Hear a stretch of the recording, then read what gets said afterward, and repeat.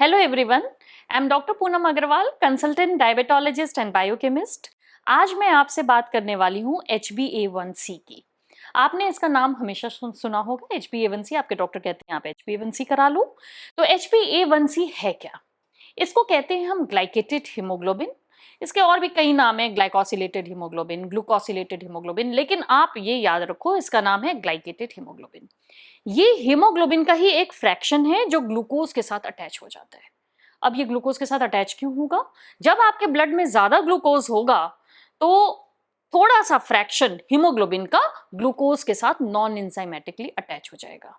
और अगर आप इसके थोड़ा डिटेल में जानना चाहो, हीमोग्लोबिन के beta chain N terminal first valine residue, ये एक पॉइंट होता है जहां पर ग्लूकोज आकर के अटैच हो जाता है नॉन एंजाइमेटिकली।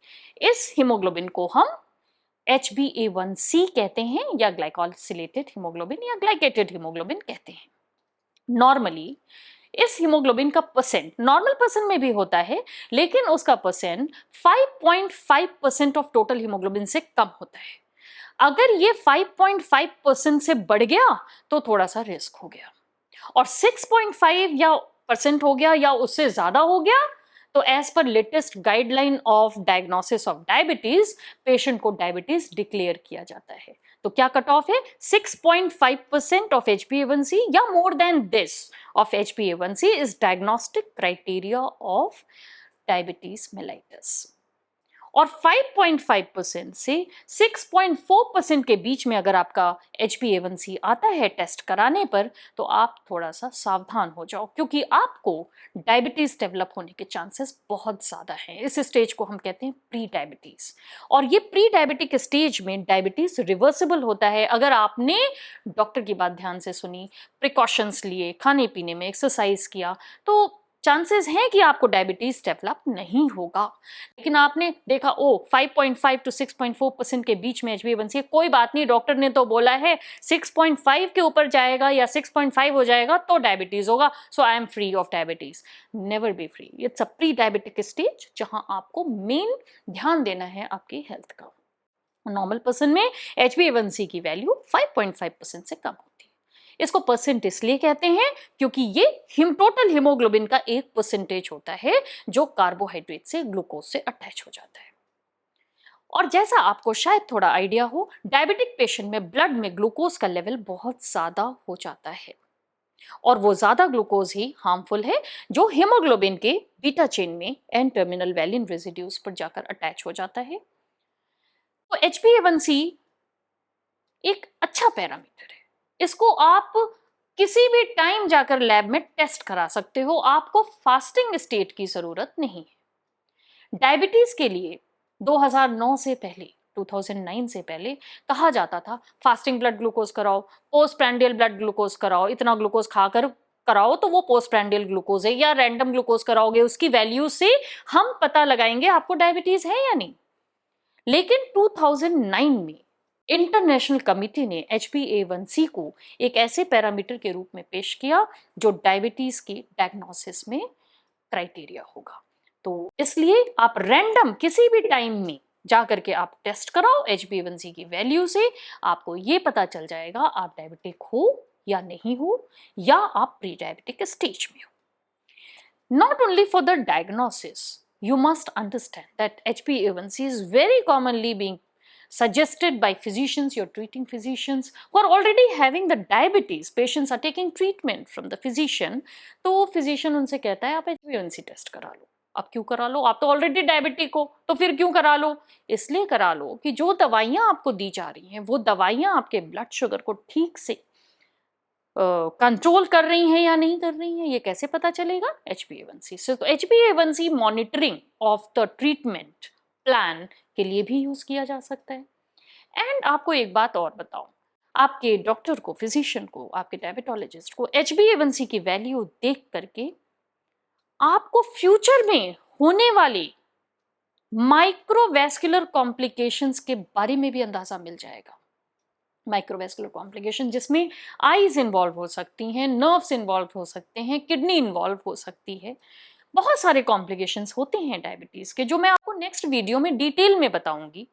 लेकिन एक सबसेट ऑफ कॉम्प्लिकेशन होता है माइक्रोवैस्कुलर कॉम्प्लिकेशन, तो HbA1c का बहुत सारे रिसर्च में देखा गया है माइक्रोवैस्कुलर कॉम्प्लिकेशंस के साथ क्लोज एसोसिएशन होता है। तो HbA1c के असेसमेंट से अगर आप नॉन डायबिटिक हो तो ये पता चल जाता है कि कहीं आपको रिस्क तो नहीं हो रहा डायबिटीज होने का, या कहीं आप सडनली डायबिटिक तो नहीं हो गए। And number 2, for monitoring of your treatment plan, if you are already a diabetic patient and taking the treatment for diabetes, तो डॉक्टर को, फिजिशियन को ये पता चल जाता है कि आपका ट्रीटमेंट सही चल रहा है या नहीं। एंड नंबर 3, फ्यूचर में कॉम्प्लिकेशन के चांसेस कितने हो सकते हैं उसका भी अंदाजा आपके फिजिशियन को HbA1c की मदद से लग जाता है। तो HbA1c आपने देखा किस तरीके से बेनिफिशियल है ग्लूकोज के असेसमेंट से। ग्लूकोज के भी क्राइटेरिया होते हैं, आपने ग्लूकोज की वैल्यूज दिखाई कि डॉक्टर साहब ये वैल्यू आई है, तो डॉक्टर बता देता है कि भाई आप किस स्टेज में हो, डायबिटिक हो, प्री डायबिटिक हो या नॉन डायबिटिक हो। लेकिन HbA1c का असेसमेंट ज़्यादा कन्वीनियंट इसलिए है क्योंकि आप चलते फिरते किसी भी टाइम आप इसका असेसमेंट करा सकते हो, और ये इसका जो कंट्रीब्यूशन है in the diagnosis and in monitoring the therapy, that is more useful compare to the glucose. क्यों? क्योंकि ग्लूकोज का लेवल फ्लक्चुएट करता है। आपने कुछ खाया, तो आपने एक दिन पहले जो खाया ओवरनाइट फास्ट से पहले, उसका भी इंपैक्ट हो सकता है ब्लड ग्लूकोज के ऊपर। स्ट्रेस कंडीशन में आपने एक्सरसाइज किया, स्ट्रेस कंडीशन है, उसने भी ब्लड ग्लूकोज लेवल चेंज कर दिया। लेकिन इन चीजों का प्रभाव HbA1c पर नहीं पड़ता। HbA1c आपको 3 महीने की ब्लड ग्लूकोज के मीन वैल्यू को रिप्रेजेंट करता है। ये बहुत इंपॉर्टेंट पॉइंट है। ये एक क्रॉनिक हाइपरग्लाइसीमिया को रिप्रेजेंट करता है। क्रॉनिक हाइपरग्लाइसीमिया, लॉन्ग ड्यूरेशन के हाइपरग्लाइसीमिया, 3 मंथ्स का टाइम क्यों लिया गया? क्योंकि हीमोग्लोबिन कहाँ होता है? आरबीसी के अंदर होता है, और आरबीसी का लाइफ स्पैन कितना होता है? 120 डेज। तो 90 डेज डिसाइड किया गया है। फर्स्ट 30 डेज जब आरबीसी बहुत छोटा होता है उसको छोड़ दो, बट 30 डेज के बियॉन्ड आरबीसी का हीमोग्लोबिन ब्लड ग्लूकोज के लेवल के हिसाब से चेंज होता रहता है। सो 90 डेज का ड्यूरेशन लिया जाता है HbA1c के असेसमेंट में, mean plasma glucose of past 90 days. उसमें भी आपका HbA1c से फॉर एग्जाम्पल 5% है, तो इसमें 50% कंट्रीब्यूशन तो पास्ट 1 मंथ के ग्लूकोज का होगा, 25% कंट्रीब्यूशन 1 मंथ से 2 मंथ के ड्यूरेशन का होगा, और रिमेनिंग 25% कंट्रीब्यूशन 2 मंथ से 3 मंथ के मीन ग्लूकोज वैल्यूज का होगा। सो इस तरीके से आप ये समझो, अगर HbA1c ज्यादा आ रहा है तो बहुत चांसेस है कि आपका पास्ट 1 मंथ में ग्लूकोज काफी गड़बड़ रहा होगा। ये सारी बातें हैं HbA1c के बारे में, और नटशेल में अगर मैं बोलूं तो HbA1c की जो वैल्यूज हैं 2 चीज़ों पर डिटरमिन्ड होती हैं। Number 1, span, RBC life span, जो नॉर्मली 120 डेज होता है, and number 2, the blood glucose level. Blood glucose level कैसे वेरी करता है ये तो मैंने अभी आपको बताया। आरबीसी का लाइफ स्पैन 120 डेज होता है। कई कंडीशंस ऐसे होते हैं जब आरबीसी का लाइफ स्पैन कम हो जाता है, हिमोलिसिस हो गई, ब्लड लॉस हो गया, उस टाइम HbA1c की वैल्यू फॉल्स लो हो जाती है। फॉल्स लो से मेरा मतलब है जितना एग्जैक्टली है उससे कम आपके लैब रिजल्ट में आएगा। So, as a diabetologist and biochemist, my advice is you follow your doctor's advice and get your HbA1c done at regular intervals. If you are a diabetic, and even if you're not a diabetic, if you're not a diabetic person, you're a healthy person, get your HbA1c done to catch early the onset of diabetes.